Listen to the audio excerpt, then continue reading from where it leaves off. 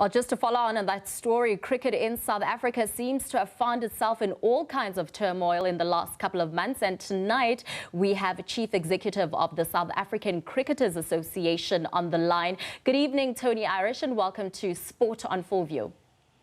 Yeah, good evening. Thanks very much for having me on. Well, there are a number of things we need to get through. Firstly, correct me if I'm wrong here, there seems to be some bad blood between you as the player representative and the governing body. Where does that stem from? I mean, we heard currently the CSA CEO, Thabang Mooroe, insinuating that the CSCS roles would be diminished in the future. Yeah, I think, these things are not necessarily personal issues. This is an issue between SACA and CSA, but I think that's correct that there is the relationships at an all-time low, and I think that's largely as a result of a lot of our concerns not having been dealt with, agreements that have been breached. We've been forced to take court action against Cricket South Africa, and it's been a series of those types of things that have led to the problems between the two organizations. All right. And just in terms of the Mzansi Super League, it had a rough start and the tournament was basically hastily organized last year. And it seems all the parties involved did a good job. But this year's tournament is a shadow of last year's showpiece and already has three important figures in hot water. I mean, namely the acting director of cricket, Corrie van Zyl, the chief operating officer and the head of sales and sponsorship, Clive Eckstein. What is happening there and what is the latest regarding that situation? Yeah, well, the Mzansi Super League is, let me say that we as a Players Association support the need for a vibrant T20 league in our country. However, the arrangements around the MSL, the commercial arrangements, the financial arrangements are a major worry for us. It lost a lot of money last year, over 100 million, as I understand it. And the same situation seems to be happening this year. And there's certainly been a drop-off from what we can see, of people watching and following the league. So, these big losses are adding to the already difficult financial situation of Cricket South Africa. And, at some stage, one's got to ask questions about whether this league can continue if these kinds of losses are incurred going forward. No, absolutely. It needs to be sustainable. And just to shed some light, is SACA part of the process of appointing the new director of cricket and the new coach? No, we're not part of that at all. There should be some consultation with the team captain, etc., on those types of issues, but no, we recognize Cricket South Africa's prerogative to make those kinds of appointments, but what we do want to see is credible people put into those positions and a proper process for that.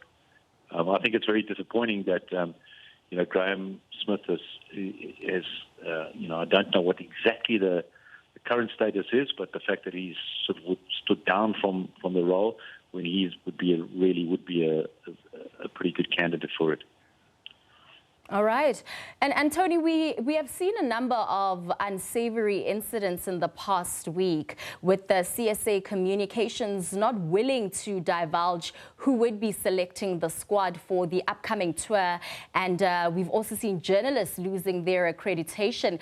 Is there a crisis at an administrative level at the CSA? Yeah, those are two of the latest controversies which are very concerning. But these come on the back of a number of other big issues, which are still not unresolved. I think that this last week, the suggestion that the team would be selected by unknown selectors, that's just an unacceptable situation for players and even for fans. Selection and the process in selection is one in which selectors need to be accountable. If you don't know who those selectors are, how can you hold them accountable? And players need to know who's selecting them. These are very important things in building trust in the selection process. The barring of very respected cricket journalists, which happened yesterday, it's another big worry. Why is Cricket South Africa silencing journalists who are writing about the ongoing problems in cricket? That shouldn't be happening. Sure. And we are aware that you will be leaving your post in January to take up a position in England, where you will be taking up the position of Chief Executive of the Professional Cricketers Association. Yes, that's correct. I've been doing my job for 17 years here in South Africa. The job offered to me in England is a very exciting one. It's probably the biggest job in the world of cricket in the kind of line of work that I do. So, it's just a new challenge for me. And I was really hoping that a lot of these problems would be sorted out before I leave. But we will leave a very strong team at SACA. We will continue to deal with the issues that we're dealing with even after I've left. All right, so England, Australia, and we have another tour to India, but we have no CFO, no permanent director, and no coach. Should we be worried, Tony? Yes, I think that's exactly what everyone's expressing is concern at these things. We have a very, very important incoming tour by the England team, which is scheduled to start in just over a month's time.